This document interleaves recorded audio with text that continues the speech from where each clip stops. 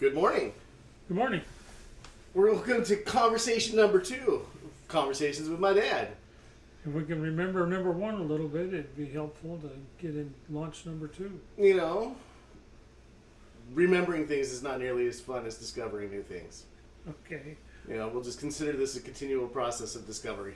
Okay, we'll keep it discovery.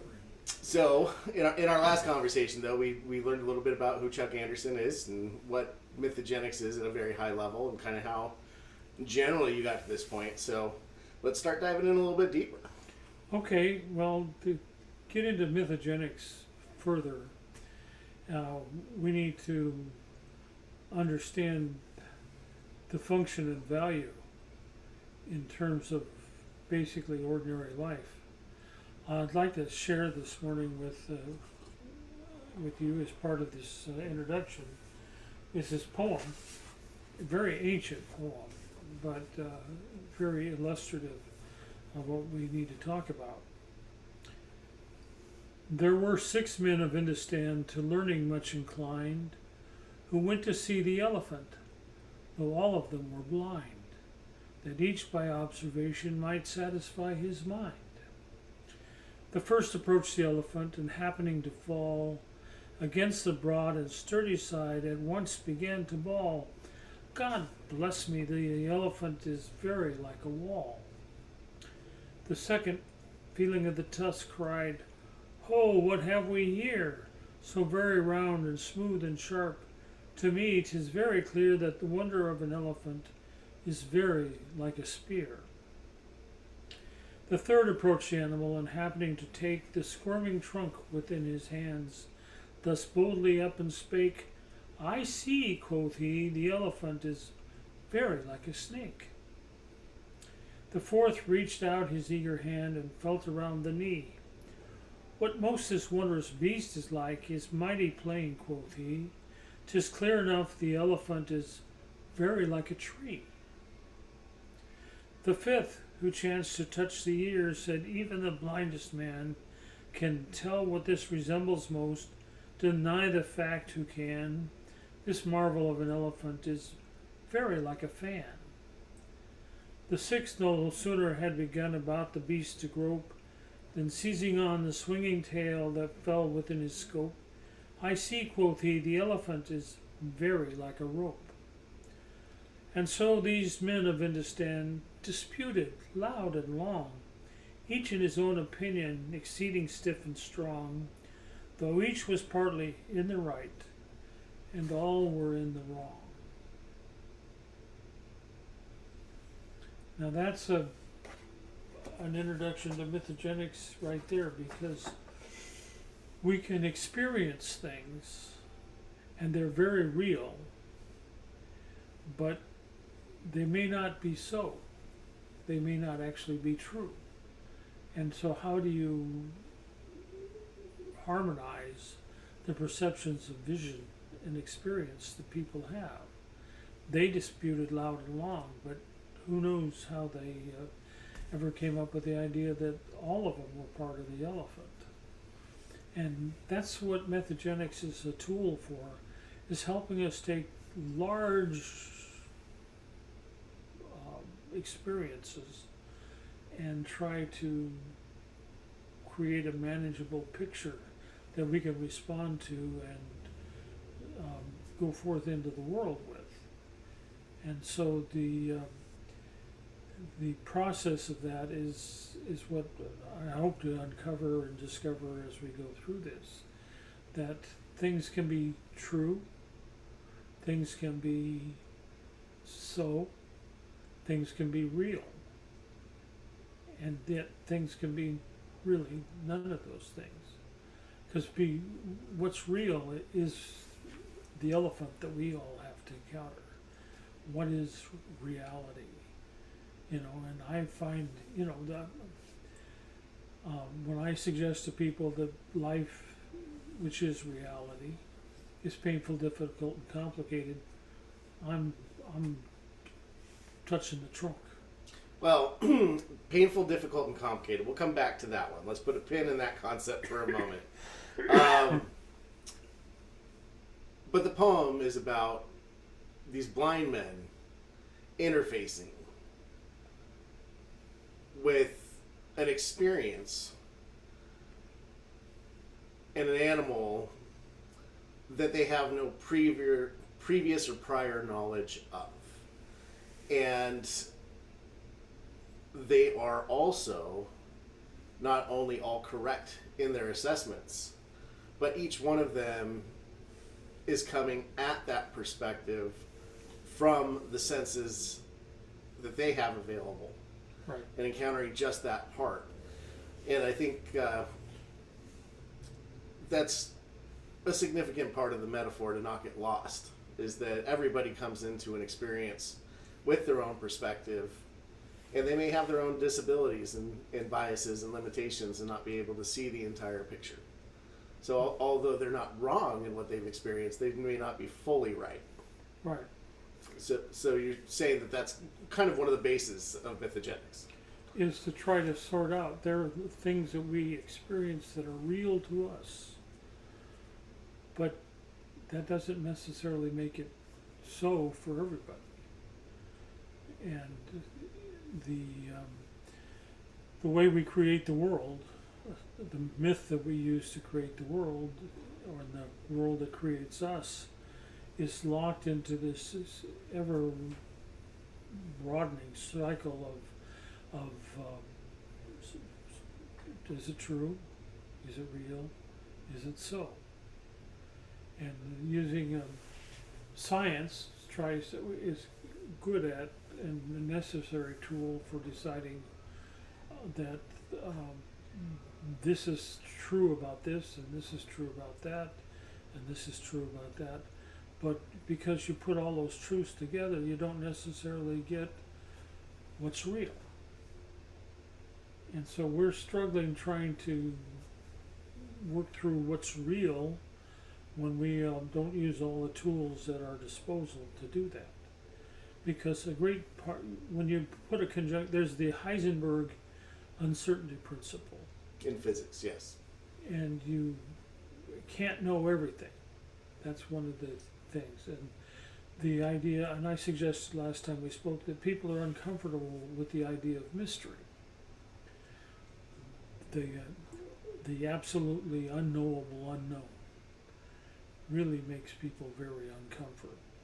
Because most of the things that there's the things that we know, and there's the things that we don't know yet, but we're going to know. And there's the things that we'll probably never really know for certain, but we've created myths and fables and tales to help us understand, so we're not terribly surprised when we get confronted with the unknown knowable. It's our stories that make it so, make it true, make it real for us. Now, that's the kind of the mystery axis is between the uncertainty principle and the incompleteness theorem, which is basically you can't know things from the inside.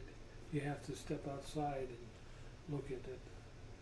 And so trying to incorporate, these are fundamental principles of modern day physics that are also included in the mythogenic process.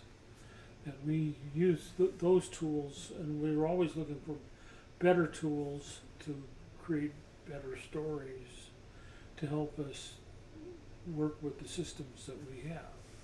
You know, one of my favorite recent quotes, and I apologize because I don't know who to attribute it to.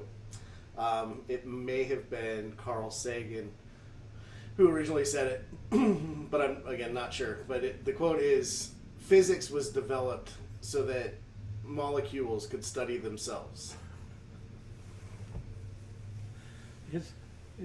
It's a clever quote regardless, because we are those molecules studying ourselves. We are the universe studying itself. We are always, it's an iterative self-reflection that goes on. The more we look into physics, the more we can know about ourselves. The more we know about ourselves, the more we can know about the universe. They don't come labeled You just have to be intrepid and go out and discover those things. So when we, particularly when we enter into the area of disputes with people, facts aren't enough to solve all disputes. Now we're getting into the third category, because we started with what's true. We talked about what's real. Now you're getting into what's so. What's so? So what is that concept of what is so? Well, it's elusive because we have the experience of 70 years of the Cold War, and it was a clash primarily between two systems vying for the idea that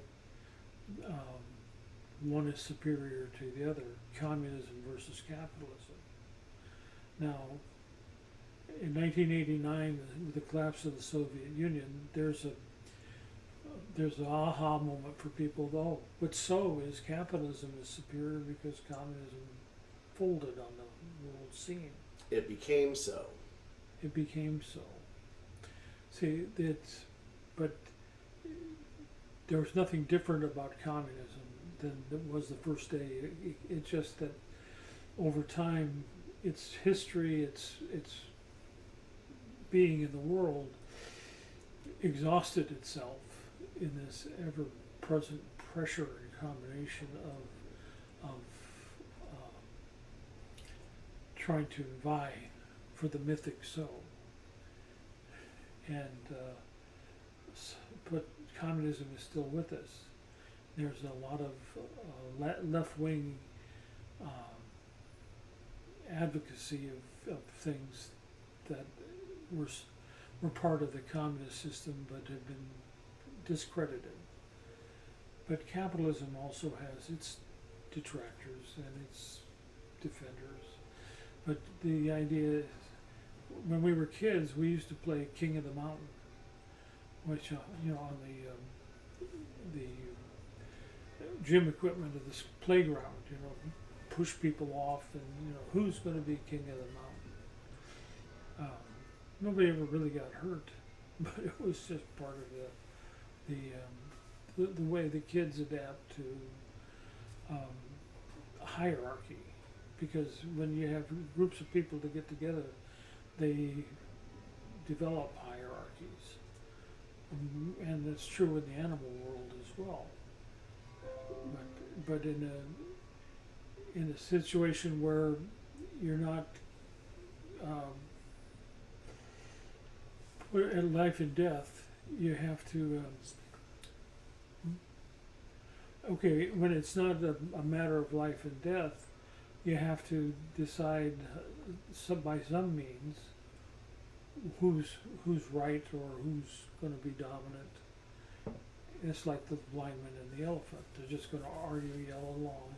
Who's going to actually concede the fact that they're wrong when their experience tells them that it's so? This is so. It's a swirl. It's a relational process as well as a tool to try to establish order within hierarchies. Because chaos is the big enemy of everybody in any reality. So mythogenics, when properly applied, can bring order to these mythic battles.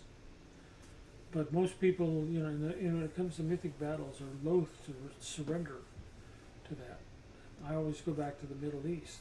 The Middle East, for thousands of years, has been arguing over the same issues.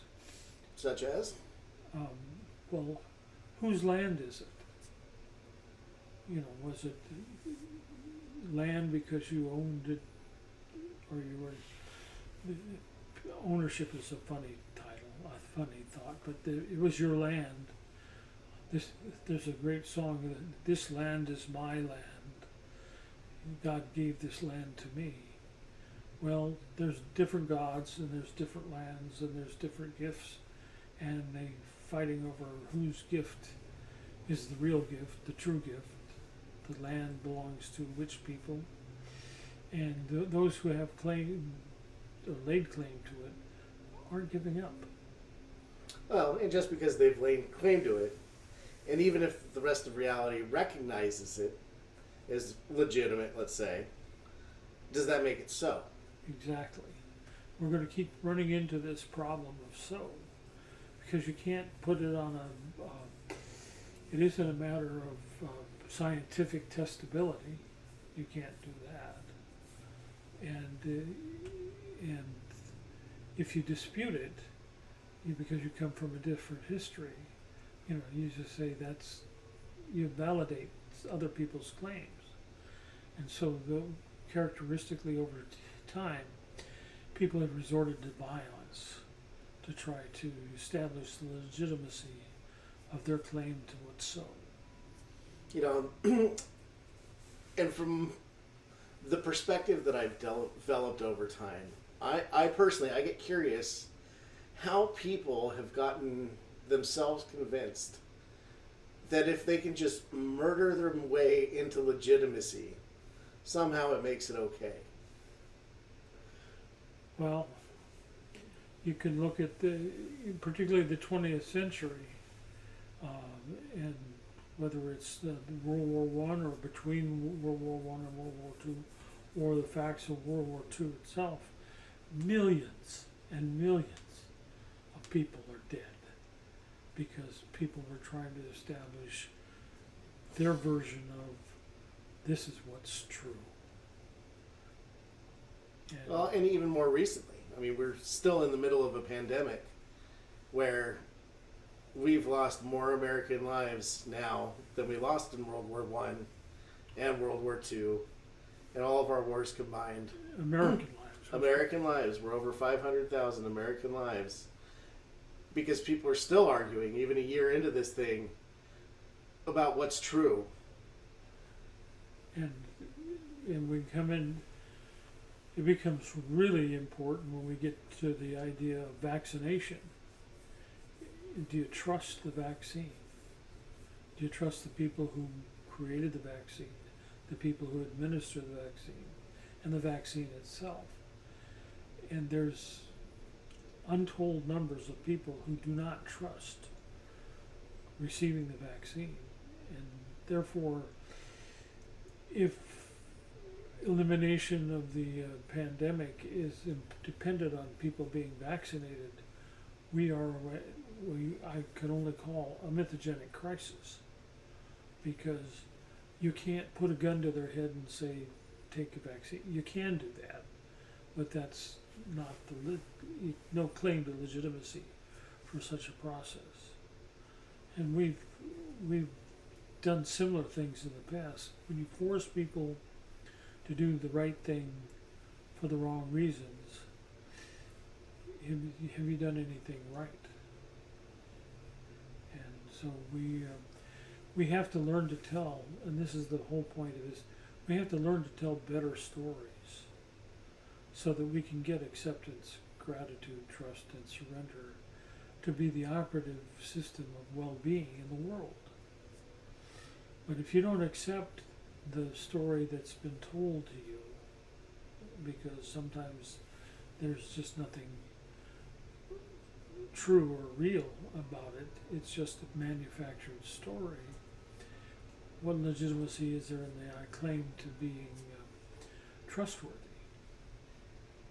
So trust, in my estimation, is the number one element in relationship in the world. What are the things that we can do and say and demonstrate that build the trust? Now one of the things that people are trying to do is, like with the vaccine, is they take the vaccine themselves. Of course, you have to trust that's the vaccine that's being put into them. It's not just a show. See, we are at a faith and trust crisis in our world today. And it's very difficult for us to communicate, to advance, because we're just not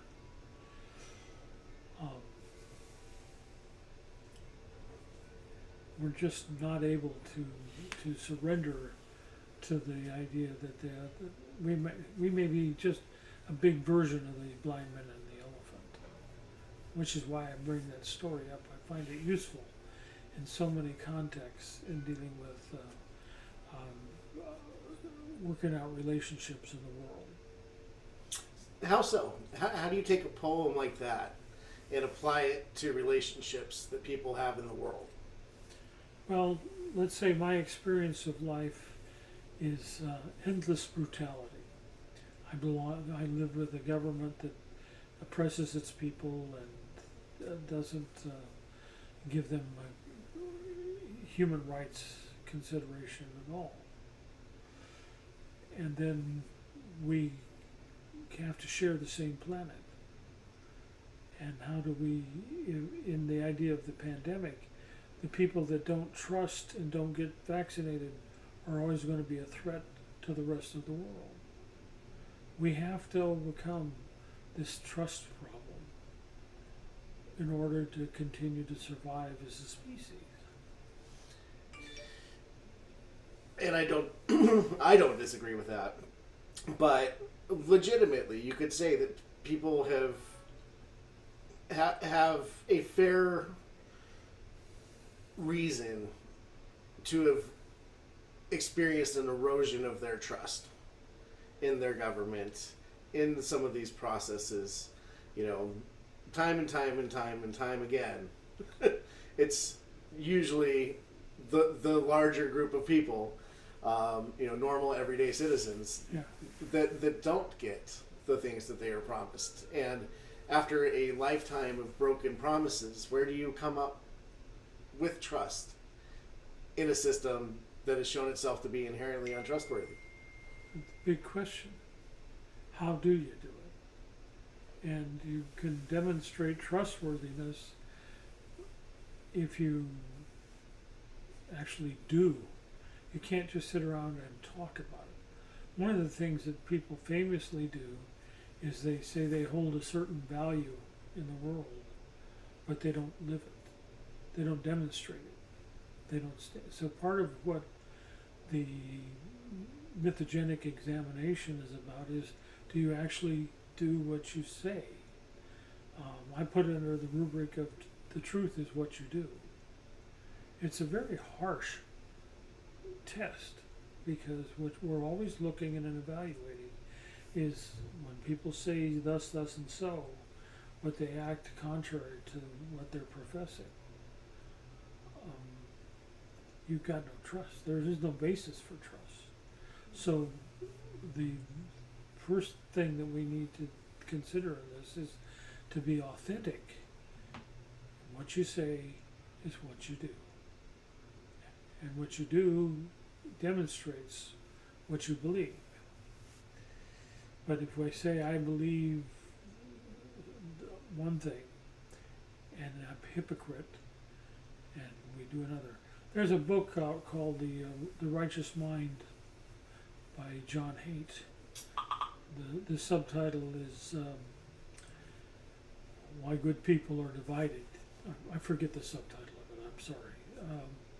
But what he makes a bold claim in there, and he says that human beings are hardwired for hypocrisy.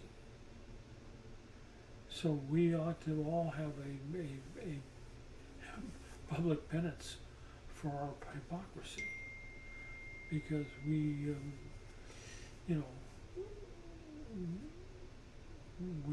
probably, most of us don't believe that exploitation is a good way to treat people. But you look at all the systems that are going on, and most of them are still very exploitive. Let's say people trying to unionize at Amazon, and Amazon doesn't want them to and won't allow them to, because, well, they're not hypocritical about it. They're just saying, you don't get to. Why? Why is that so? Why is the right to collective bargain still a question mark with anybody? But that means that you have to make accommodations allowances, compromises. You have to negotiate, but how do you negotiate if you don't, in fact, trust each other? Good faith negotiation and goodwill are really very, very important aspects of negotiation. It almost feels like that concept is being, if not lost, it's at least wandering right now. It is indeed, because our mythology doesn't accommodate the weak. You know, the powerful have all the voice, all the opportunity, and all the power. But that's always been so. But there is a point in which the mythology of freedom, for instance, overtook the masses. And I'm thinking, let's call them the French Revolution. It wasn't because the rich people were oppressed. It's because of the poor people, and they decided to take power into their own hands. They got the myth. I'm going to sneeze. Excuse me. Their myth of fraternity, equality, and liberty. Liberty is not something that exists in nature. You have to. That's a mythology that you hold, that you have to grasp and build. And we put liberty under the rubric of democracy. And look what we've just been through with the recent election, where the mythology of stop to steal has trumped any of the facts that there's no problem in the election whatsoever. But clever people with sinister agendas, and they get other people to come along. And we can't see, the deal is you can put down a riot, but you can't put down a myth. And so somehow we have to, in a convincing way,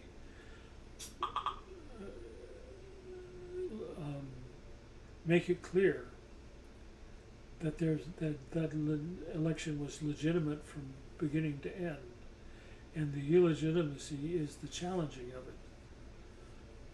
And for those who don't believe it, we're back to the blind man and the elephant. You know, we're going to dispute it loud and long, but how do we resolve it? And we have to create a convincing enough narrative that says that there's, see, the QAnon and Antifa and these other things, they're manipulating mythologies. And we have to start to build a counter mythology that says those things are just hooey. They're not fact. They're not based in fact. They're not real. They're not true. But they're trying to assert them as being so. And I think, you know, as we've been watching these events unfold, that has been, I think, one of the most astounding things to witness. People accept an accusation as its own self-contained fact when there is no fact behind it, but just leaning on the existence of an accusation is somehow, you know, justification for what they may be doing without any evidence, with nothing concrete, nothing proof, but utilizing that existence of the accusation to continue to frustrate and stall and drive that false narrative. And then blame the system for not allowing them to present facts that they haven't presented. Or legitimize facts that don't exist.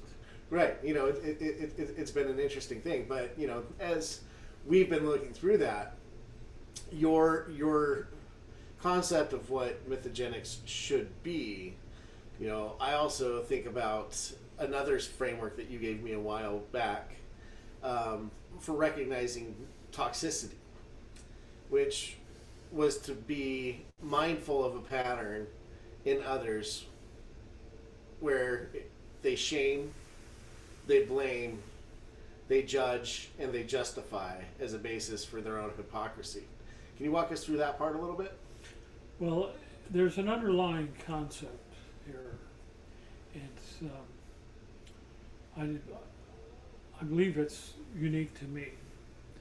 I call it the inner courtroom. That within each of us, there exists a paradigm of how we exist in the world. And there's a judge, and there's a jury, and there's a prosecutor, and God help us, there may be an executioner. But the idea of the inner courtroom is the number one thing is nobody stands for the defense.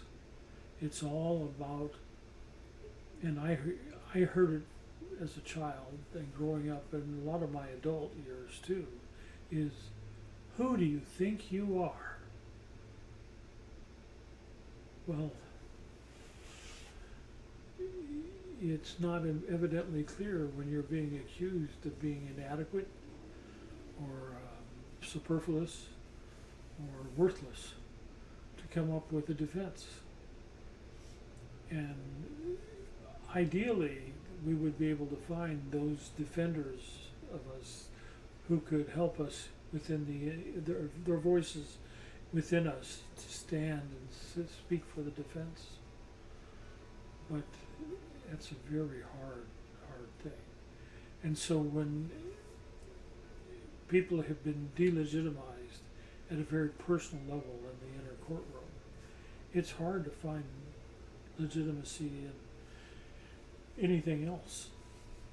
And it becomes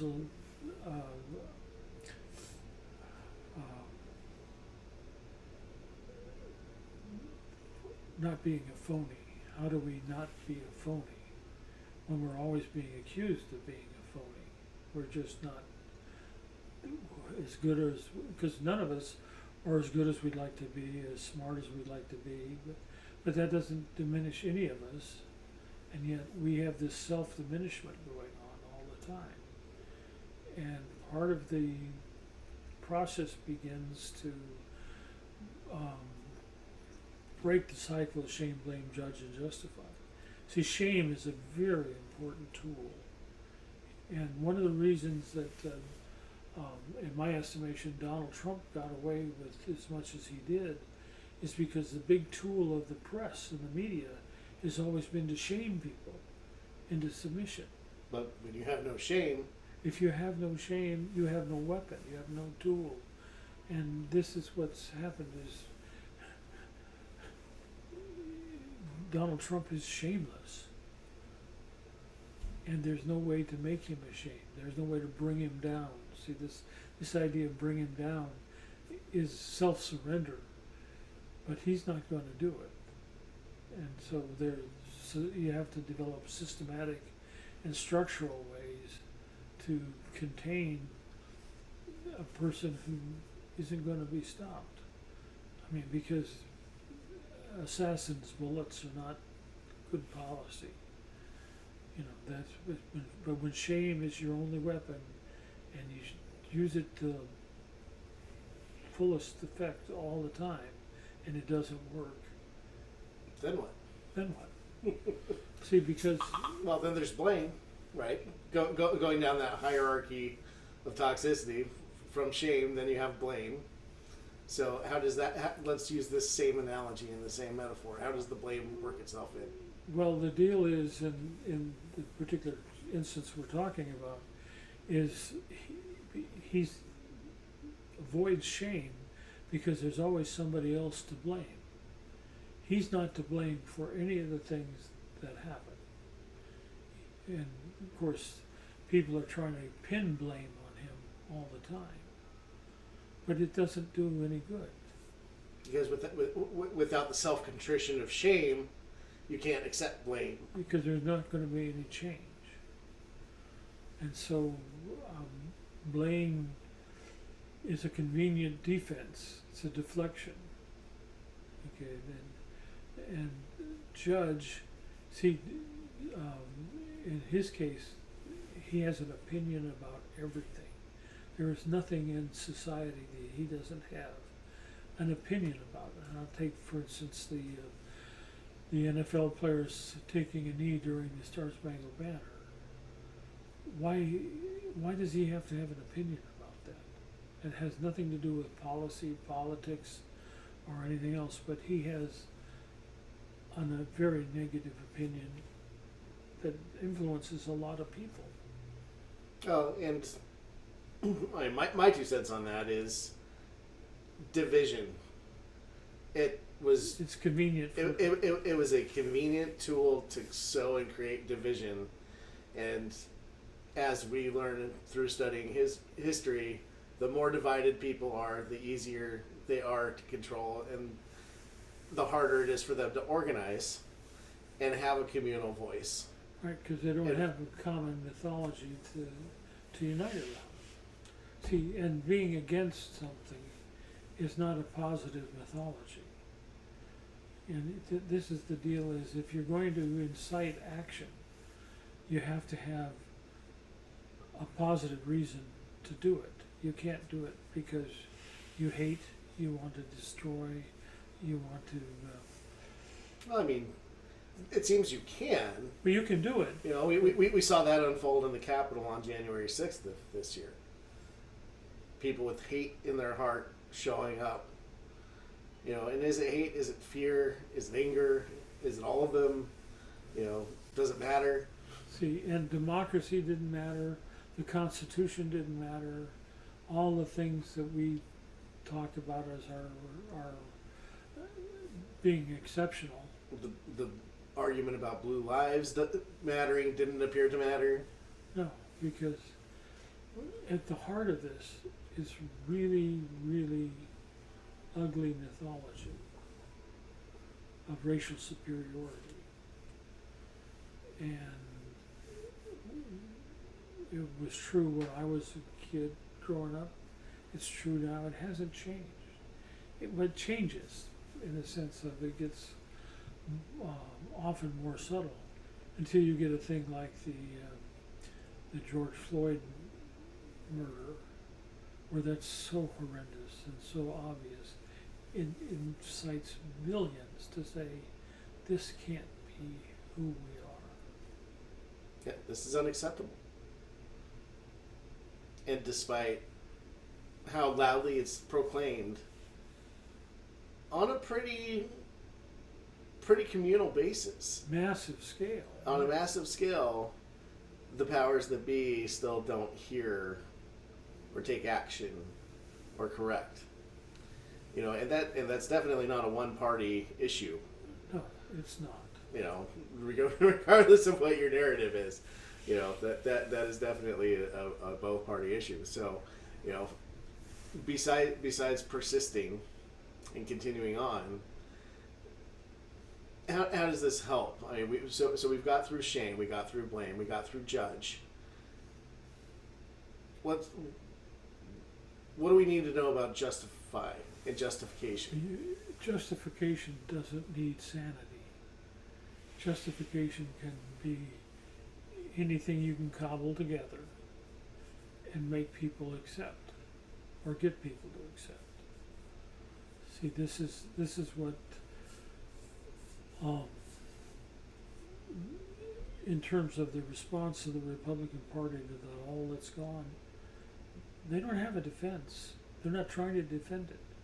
They just have accepted it. You know, and in the old Latin maxim is silence is consent. They don't have to have a mythology, but they do have a mythology. And this is the trouble: it's a mythology of exploitation. They're exploiting people, exploiting situations to your advantage. You know, I mean, the perfect example is the nomination of Merrick Garland.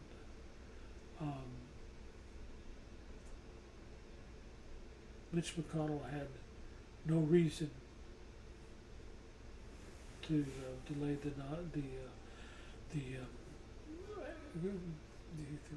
the affirmation of that nomination, except he did it because he could. He could exploit the situation and nobody could stop him. And that's what's really the lack of conscience in that kind of thing, is because you can't, the need for conscience and consciousness and truth are very, very important.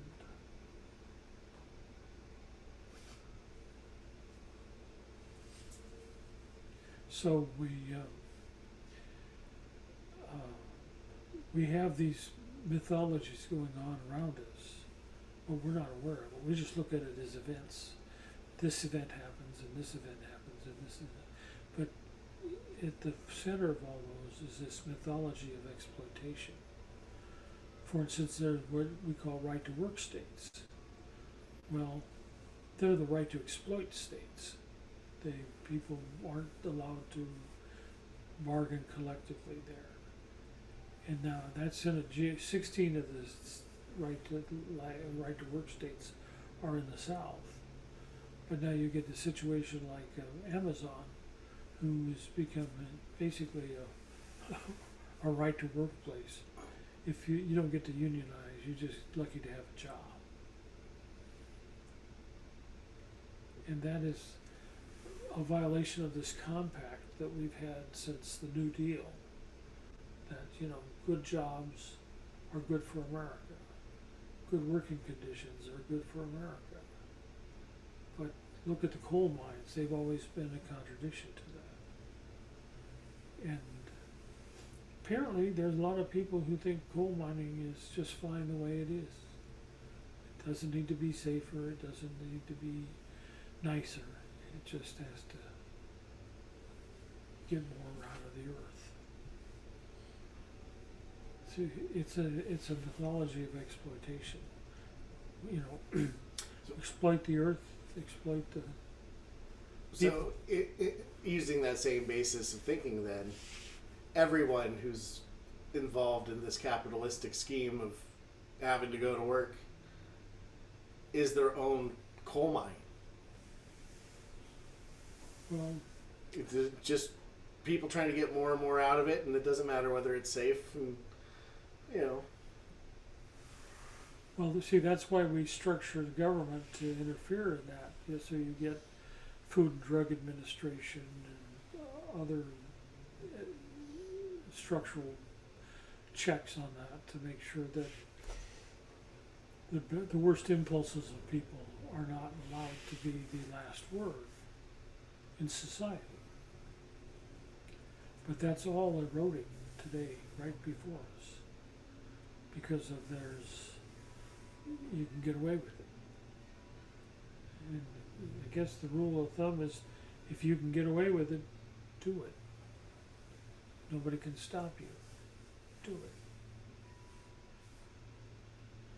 And then we no longer become a people of principle, a people of ideals, a people of hope. Because how do you fight against a system where the indifferent win? I think that is a wonderful question. How do you fight against a system where the people don't win? Was that what you asked? Well, the thing about indifference. See, people are fighting indifference. Fighting indifference. That's what they think. But they're fighting a very malevolent, powerful, mythic battle. It's the blind man and the elephant raging. Let's go ahead and pause that here. I think that's worth thinking about. And maybe we'll pick up with how to go about fighting that battle. Okay. Does that sound good? Sounds like a plan. All right. Say goodbye to everybody. Bye, everybody.